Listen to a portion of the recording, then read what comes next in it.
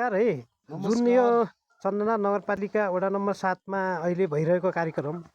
हजुरले सञ्चालन गरिरहनु भएको छ, जसको बारेमा तपाईँ भनिदिनुहोस् न है। अब यो भनेको के भने यो सिटिबिटीको आर्थिक सहयोगमा कर्णाली प्राविधिक शिक्षालयको आयोजनामा सञ्चालन यो 390 घण्टाको यो VASW भन्छ होइन, यो भिलेज एनिमल हेल्थ वर्कर अथवा ग्रामीण पशु स्वास्थ्य कार्यकर्ता तालिम भन्छ। यो तालिम अहिले यो चन्दनाथ 7 मिचामा सञ्चालन छ र अब यो तालिमले विशेष गरेर यो ग्रामीण क्षेत्रमा होइन, ग्रामीण लेभलमा ग्रामीण पशु स्वास्थ्य कार्यकर्ता चाहिँ तयार गर्ने भन्ने एउटा यो नेपाल सरकारको यो कन्सेप्ट हो होइन। र यसले चाहिँ यो तह 1 को ट्रेनिङ हो, यो हाम्रो अहिले चाहिँ हाल मिसामा सञ्चालन छ। र यो ट्रेनिङमा चाहिँ विशेष गरेर यो एउटा VSW को एउटा कोर्स छ, त्यो कोर्स अन्तर्गत रहेर हामीले चाहिँ यो सहभागीहरूलाई यो सिपमूलक कुराहरू चाहिँ हामीले यो तालिममा चाहिँ सञ्चालन गर्छौँ होइन, सिपहरू चाहिँ दिने कुराहरू गर्छौँ। यसै सन्दर्भमा अब आज हामीले चाहिँ यो पहिला चाहिँ हामीले थ्योरी क्लास लिएर त्यसको चाहिँ प्र्याक्टिकल पनि गर्नुपर्ने हुन्छ। त्यसो भए हुनाले हिजो हामीले चाहिँ यो क्यास्ट्रेसन खसी पार्ने सम्बन्धी हामीले थ्योरी क्लास लिएर आज त्यसको चाहिँ हामी प्र्याक्टिकल गर्दैछौँ। धन्यवाद। यो हिजो योभन्दा अगाडि फेरि दोहोरो पनि हामीले दोहोऱ्यायौँ होइन। र आज हिजो हामीले छलफल गरेको विषय भनेको खसी पार्ने अथवा त्यसलाई अङ्ग्रेजीमा हामीले क्यास्ट्रेसन भन्छौँ होइन। हो त्यो खसी पार्ने जुन त्यो हामीले थ्योरी लियौँ र अहिले हामी चाहिँ प्र्याक्टिकलको लागि हामी यहाँ उपस्थित छौँ होइन। खसी पार्नलाई चाहिँ हामीले कति जम्मा 2 तरिकाले चाहिँ हामी खसी पार्न सक्छौँ होइन। एउटा चाहिँ खुल्ला, अर्को चाहिँ बन्द है। र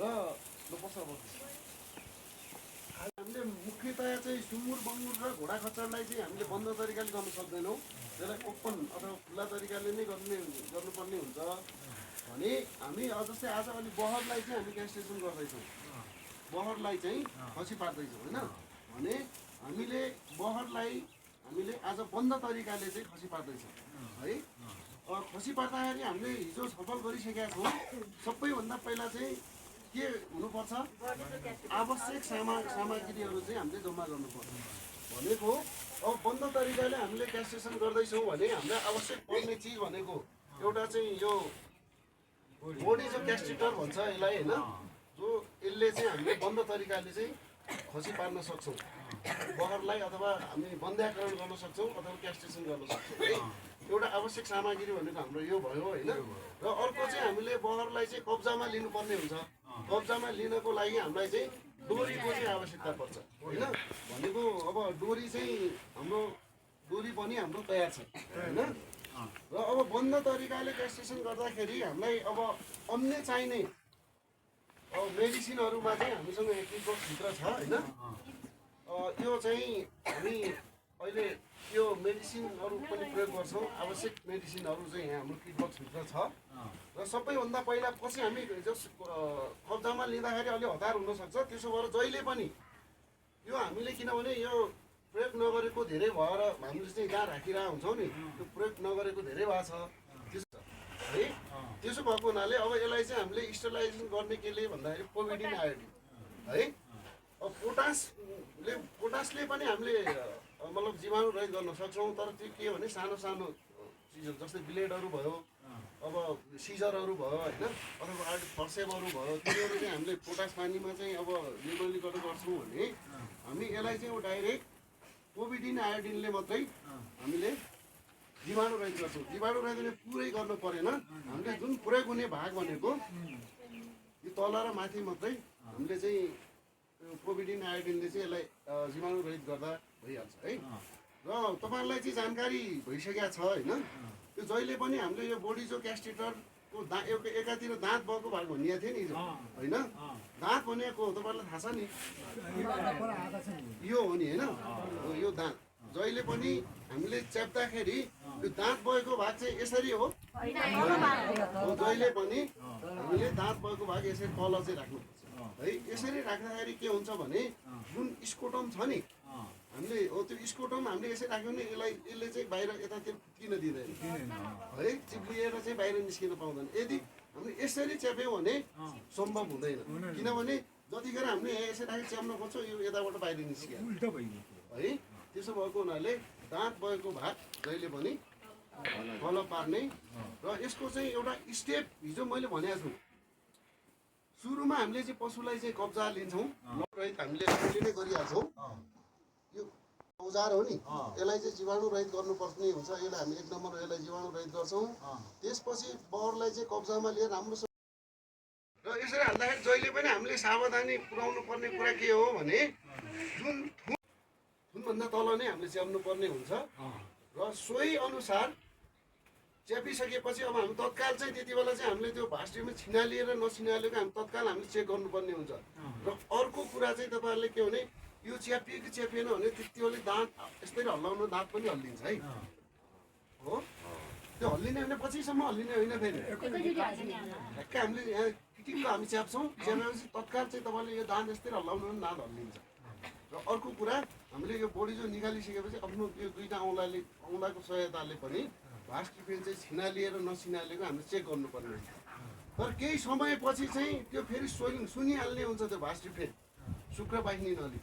एकछिन पछि हामीले चेक गऱ्यौँ भनेपछि त्यो त पुरा अनि फेरि सोइलिङ भइसकेको हुन्छ त्यो भएर यो जब हामीले च्याप्छौँ यसलाई निकाल्न बित्तिकै हामीले चेक गरिहाल्नुपर्ने र हामीले चेक गरेर त्यसलाई छिनालिएको छ भने पुनः त्यही तरिका गरेर अर्को टेस्टिजलाई पनि हामीले च्याप्नु पर्छ है त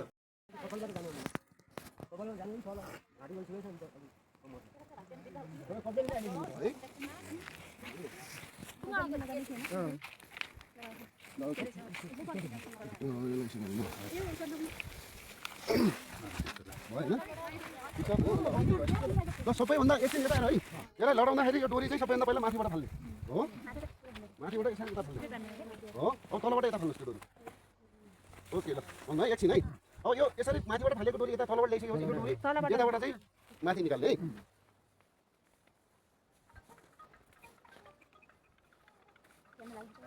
ल अब यो यस्तो गरिसकेपछि अघि माथिबाट फाल्यौँ होइन अहिले नबस्नु अब तलबाट चाहिँ फाल्नु पऱ्यो त है त्यसरी तल फाल्नु होइन अघि माथिबाट फाल्यौँ अहिले तलबाट फाल्यौँ है तलबाट फालिसकेपछि यसलाई यता छिराउनु पऱ्यो होइन फेरि तल ल पन्ध्र एकछिन है अब यति गरिसकेपछि अब एकजनाले चाहिँ त्यो समाउने है अब एकछिन है अब यो डोरी छ नि अब यो पछाडितिर चाहिँ हामीले पछाडिबाट यसलाई तान्ने हो अब यसरी तान्यो भने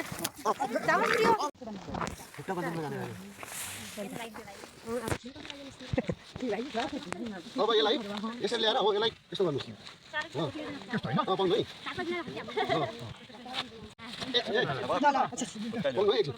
के थुने हो के हो है यता आऊ यता गाईको कस्तो थुन हुन्छ सर यो थुन भने यो है हामीले योभन्दा माथि च्याप्नु मिलेन है त्यो भएर चाहिँ विचार गर्ने अब अलिकति यसलाई कन्काउने हो ल उ ल्याउँदा त्यो अघिको त्यो यो जहाँ हामी च्याप्छौँ नि त्यो च्याप्ने भागमा चाहिँ यसलाई जीवाणु रहित बनाउने मैले 3 चोटि गरेको छु ओके ल ल अब हामीले दुईटैलाई एकैचोटि च्याप्ने होइन है त्यसमा अब एउटालाई छोडिदिने अब सजिलो कुन पर्छ सुरुमा ल अब यसलाई हामी यसलाई गर्छौँ नि यसलाई भनेको यो यहाँ हेर्नुहोस् त यो छाम्नुहोस् त यो चिप्लिन्छ यही भन्नुहोस् हो यसलाई चाहिँ यो औँला र यो दुई औँलाले यता छेउतिर ल्याउने हो ए अब यी छेउतिर आइसक्यो ल यहाँ समाउनु सक्छ यो औँलाले यता तलको उसले चाहिँ छोड्ने होइन है फेरि छोड्यो भने चाहिँ यता चिप्लिन्छ यसलाई दुखाउँदै हुन्छ अब थुन थुन्दै थुन होइन अलिक माथि छ ल अब यसलाई यस्तो गरिसकेपछि एक खुट्टा तल च्याप्ने हो त्यसपछि यसलाई बिस्तारै लिएर हो ल अब एकछिन यस्तो यस्तो यस्तो गर्ने हो ल अब यसलाई एकचोटि यस्तो निकालेर यता गर्ने है ल अहिले अझै शङ्का लाग्छ भने फेरि एकचोटि च्याप्नुपर्छ एकछिन है एकछिन यो अलिक चिप्लिए जस्तो छैन ल है फेरि आउँछ गर्ने है यो यो औँला यो उसले चाहिँ छोड्नै भएन अहिले क्लियर भयो है अघि अलिकति चिप्लियो हो त्यो भएर मिस्टेक फेरि छामे हो यहाँनिर ल अहिले क्लियर भयो होइन ल भास्टिफेन है